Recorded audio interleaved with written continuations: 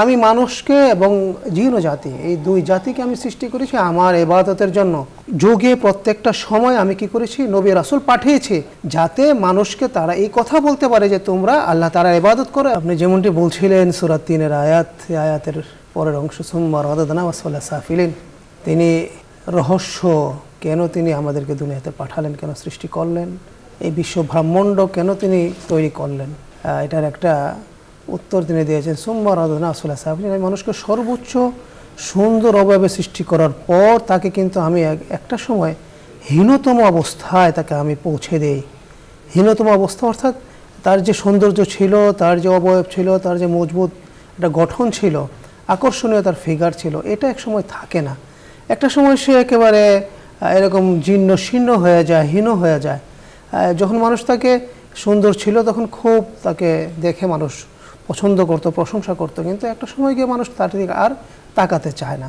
এটা অর্থাৎ আল্লাহ তাআলার এই যে একটা প্রক্রিয়া, এই প্রক্রিয়াটা আল্লাহ তাআলা যেন সম্পন্ন করতে পারেন এই জন্য মানব জাতিকে সৃষ্টি করেছেন, এবং সাথে সাথে পুরো বিশ্ব ব্রহ্মাণ্ডে যা কিছু আছে সব মানুষের সুবিধার জন্যে, মানুষের সেবার জন্যে সব কিছু সৃষ্টি করেছেন। সাখখারনা লাকুম সাখখারা লাকুম, এইভাবে আল্লাহ তাআলা পবিত্র কোরআনের অসংখ্য আয়াতে ইরশাদ করেছেন যে আমি এটা মানুষের নিয়ন্ত্রণাধীন করে দিয়েছি, মানুষের কন্ট্রোলে করে দিয়েছি, নিয়ন্ত্রণে দিয়ে দিয়েছি আমি। তো এগুলো কেন করেছেন আল্লাহ তাআলা মানুষকে?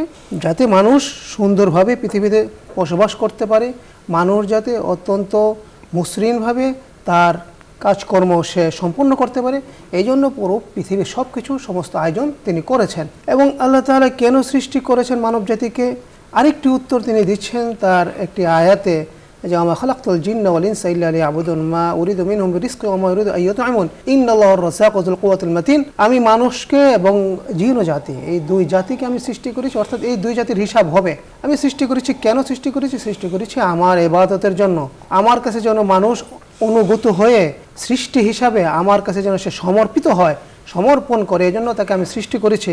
সাথে সাথে আমি তার কাছে কোনো রিজিক চাই না, কোনো উপার্জন চাই না, কোনো টাকা পয়সা চাই না, বরং আমি কিন্তু মানুষকে তার সমস্ত ধরনের জীবোপকরণ যা কিছু আছে, সে যা চায়, তার যা প্রয়োজন সব কিছু তাকে আমি দিয়ে থাকি।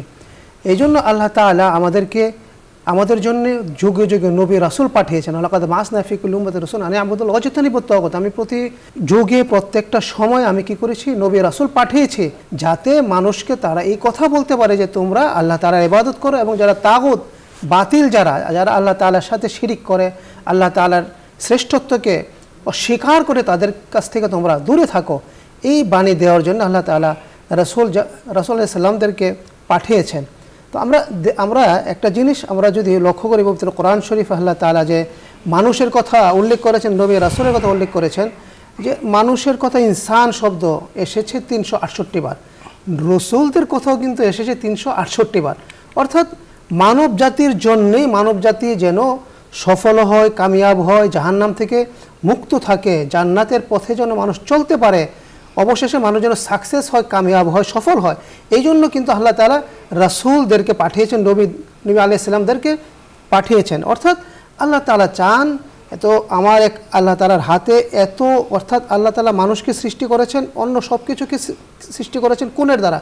মানুষকে তার নিজের হাতে সৃষ্টি করেছেন।